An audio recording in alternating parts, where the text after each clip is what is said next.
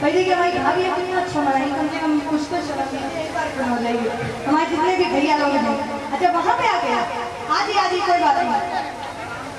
नहीं ये जगह से देखते हैं कंपटीशन की भावना बराबर होनी चाहिए। उन लोगों ने वही में अपना परफॉर्मेंस दिया, इनकी भी परफॉर्मेंस वही होनी चाहिए। एक बार खड़े हो जाओ।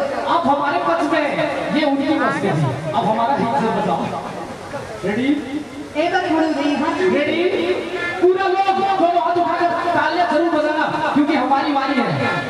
ये हमारा जोर पड़ता है, मैं जीतना चाहता हूँ, दोनों हराना होगा।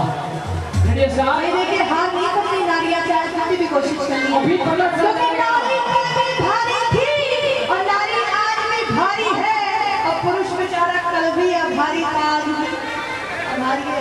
ये बताइए कि नारियां आज भी भारी है? आज दिखा दीजिए, आज दिखा दीजिए आपको भारी नहीं है।